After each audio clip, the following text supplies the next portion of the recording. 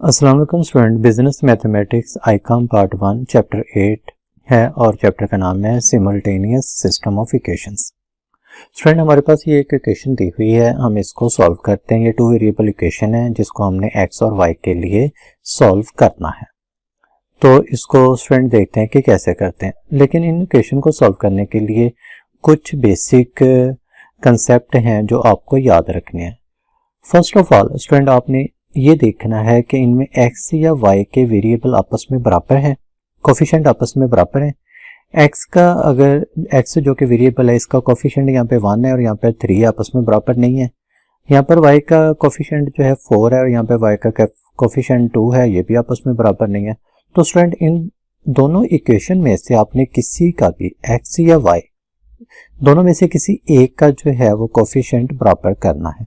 तो यहाँ पे हम y का कोफिशिएंट बराबर करते हैं। इस इक्वेशन को इक्वेशन नंबर 1 का नाम दे देते हैं और इसको इक्वेशन नंबर 2 का। अब हमने क्या करना है कि जो इक्वेशन 2 है इसको हम 2 से अगर मल्टीप्लाई करेंगे तो यहाँ पे 4y आ जाएगा। तो करते हैं, इसको लिख लेते हैं।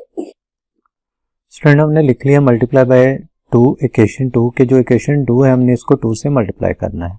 तो यहाँ पे हम 2 इंटू सारी इक्वेशन 2 जो है वो लिख देंगे।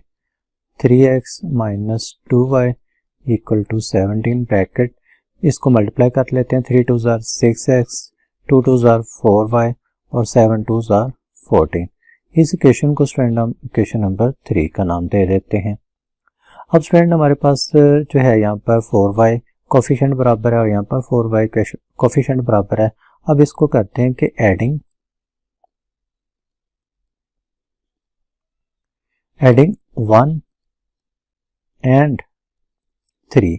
अब हम 1 और 3 को ऐड करते हैं। तो पहले 1 लिख लेते हैं, x plus 4y equal to 14 और जो है जो ये 3 इक्वेशन थी कि 6x minus 4y equal to 14।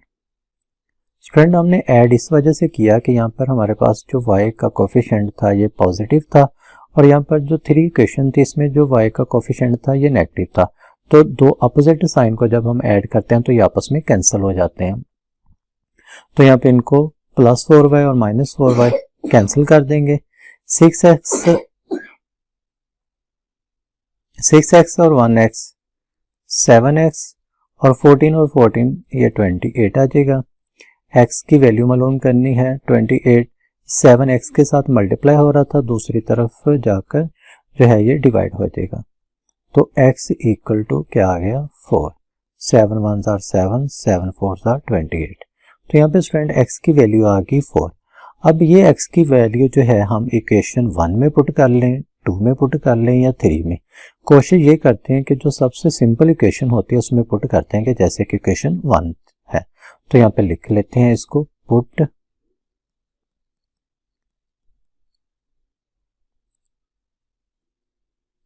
Into 1। तो यहाँ पे 1 इक्वेशन लिख लेते हैं, x plus 4y equal to 14। x की जगह पर हमने क्या लिख लेना है 4 प्लस 4y इक्वल टू 14। हमने जो कि यहाँ पे y की वैल्यू फाइंड आउट करनी है तो 4y 14, ये जो प्लस का 4 था ये दूसरी तरफ जाकर माइनस का 4 होगा। तो 4y इक्वल टू क्या आ जाएगा 10 और y इक्वल टू क्या आ जाएगा 10। ये 4y के साथ मल्टीप्लाई हो रहा था, दूसरी तरफ जाकर डिवाइड हो जाएगा। तो y इक्वल टू आ जाएगा 5 ओवर 2, 2 2 जार 4 और 2 5 जार 10। तो स्टूडेंट, इसका जो सोल्यूशन आ जाएगा ये 4 और 5 ओवर 2 आ जाएगा। स्टूडेंट, यहाँ पर जो है ये क्वेश्चन नंबर 8 पॉइंट जो है ये 8.3 है। स्टूडेंट, यहाँ पर भी ये हमारे पास एक सिमल्टेनियस इक्वेशन है। अब स्टूडेंट, इसमें आप देख रहे हैं कि यहाँ पर x का जो कोफिशिएंट है 2 है, यहाँ पर x का कोफिशिएंट 3 है, आपस में बराबर नहीं है। y का कोफिशिएंट चेक करते हैं, y का कोफिशिएंट 5 है, यहाँ पे y का कोफिशिएंट 2 है, ये भी आपस में बराबर नहीं है। तो स्टूडेंट, अब इनमें से हम जो है ये इनके कोफिशिएंट को बराबर करते हैं। जब भी अपोजिट साइन हो दोनों इक्वेशन में तो जो अपोजिट साइन वाली वैल्यूज होती हैं इनके जो है कोफिशिएंट बराबर करने की कोशिश करते हैं इससे क्वेश्चन ज़रा सिंपलीफाई हो जाएगा। तो यहाँ पे y है तो हम y के कोफिशिएंट को बराबर करते हैं कैसे, कि इसको पहले इक्वेशन नंबर 1 का नाम दे दिया और इसको 2 का नाम दिया। स्टूडेंट जो इक्वेशन 1 है अगर हम इसको 2 से मल्टीप्लाई करेंगे तो यहाँ पर 10 आ जाएगा, और जो इक्वेशन 2 है इसको 5 से मल्टीप्लाई करेंगे तो यहाँ पर 10 आ जाएगा। तो यहाँ पर लिखेंगे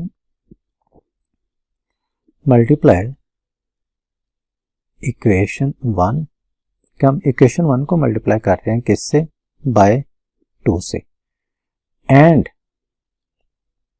जो है जो इक्वेशन, स्टूडेंट इसको नेक्स्ट कर लेते हैं, पहले इसको सिर्फ मल्टीप्लाई कर लेते हैं।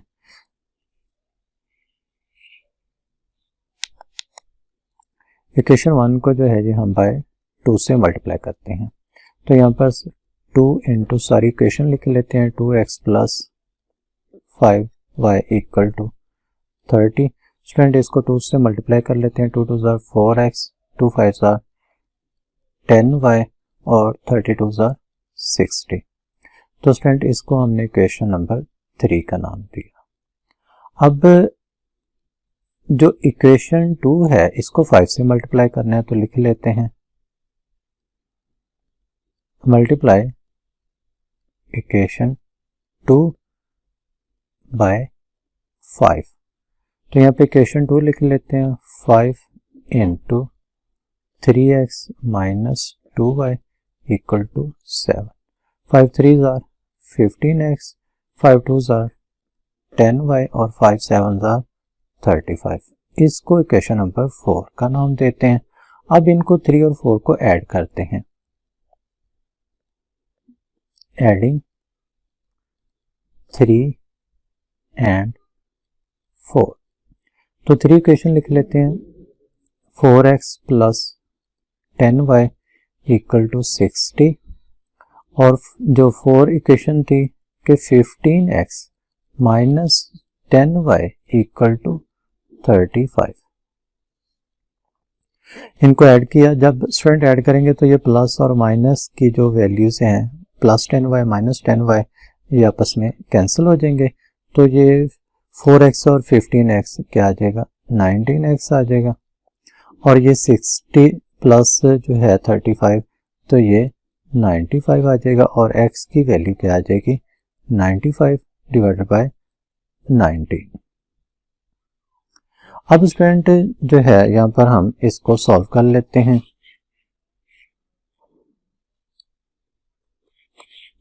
स्टूडेंट इसको जैसे हम जो है 95 को 19 पे डिवाइड करते हैं तो इसका आंसर क्या आ जाता है, 5 आ जाता है। तो x इक्वल टू क्या आ गया, 5। अब स्टूडेंट ये जो x की वैल्यू है ये इसमें से किसी भी एक इक्वेशन में पुट कर लेते हैं। तो सबसे सिंपल जो हमें इक्वेशन नजर आ रही है वो 1 ही है, तो यहाँ पर 1 लिख लेते हैं इक्वेशन।